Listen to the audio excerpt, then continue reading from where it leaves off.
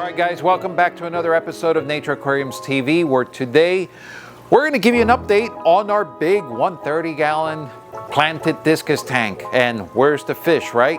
So before we get into our video, please remember to like, share, and subscribe so we can get you more videos like this.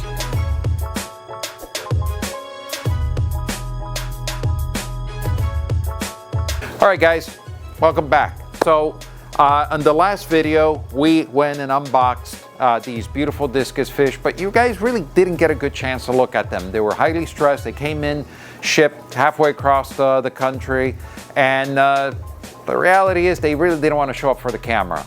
Today, it's been a week since we went and set them up. These guys are happy. They're set in. They're settled. They're coming out, they're eating, and we want to show them to you. But we also want to talk to you about a couple of things that we had to do in the tank to accommodate them, and some of these tips you may find useful. For one, discus, the biggest thing about this is not about the pH, it's not about anything else other than temperature. Their whole immune system, everything about their life starts at 85 degrees Fahrenheit.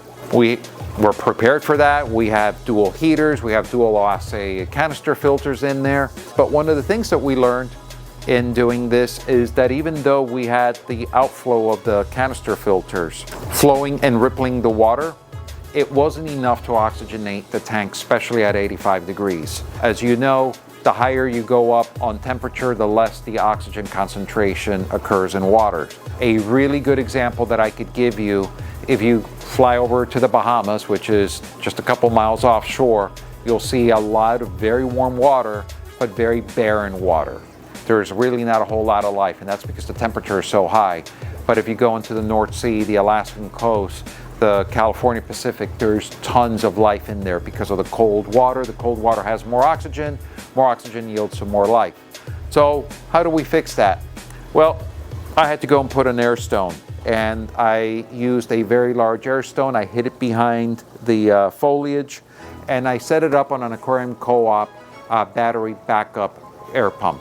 I do run it on interval mode. So in other words, it doesn't run continuously 24 hours a day. It basically goes on an on-off cycle, but it gives me an added benefit that if we lose power here overnight, I can get up to 16 hours of battery backup time without having to do anything, which is great. By then, all our systems will notify us that we've lost power. We can get here and take alternative measures. It's very important, guys, if you're setting up a discus tank and you're running with canister filters, that you're going to have to run some sort of oxygenation and aeration, whether it's a power head that's aiming to the top and rippling the water, or whether you're running an air stone. Now, it gets a little bit easier if you are running a reef-ready style tank that has an overflow and you go into a wet-dry system. The wet-dry, because of the way it's designed, will drip the water and aerate your water and provide the additional oxygenation. So that's one thing we want to talk about. Two, it's feeding. These guys are very young. At 3 to 4.5 inches, the guys they're still teenagers. They still have a long ways to grow to get to their 5, 6, and 7 inches in size. In order to get that, they have to eat multiple times a day.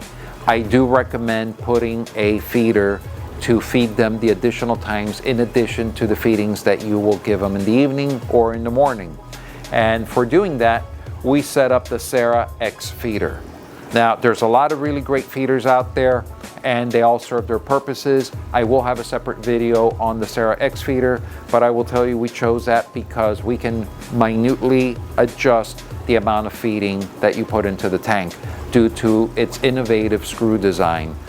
Instead of tumbling the whole container over and letting the food fall, it uses a screwed mechanism, kind of like a vending machine, and only pushes out the exact amount of food, and then it reverses itself to make sure no additional food falls into the tank. These feeders are great for sensitive fish like discus, which you need to control how much food goes in there, or if you are feeding a reef tank and you want to feed some TDO pellets, you want to feed anything else that's in a powered form, and you want to get that continuous feeding in a reef tank, that you're providing food throughout the whole day instead of in large bursts, which is not as good for the system. Those are the two things I wanted to talk about. The discus are doing really, really well. They're getting along well with the cardinals.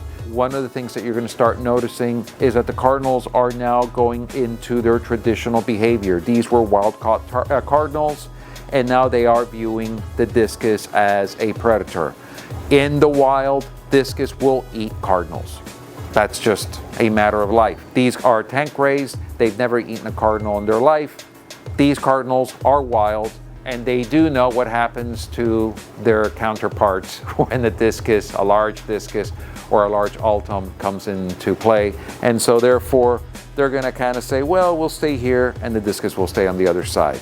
As always, please remember to leave your comments, your questions. We'll be super happy to answer them in the comments below. Make sure that you click the link so you can watch the other videos in this series. And as we do more updates, we're going to talk about the fertilization in this tank. We'll give you updates on the plants and how we're dealing with the high temperature in the future videos. Thank you always for watching. Thank you for supporting us. And remember to have a great day.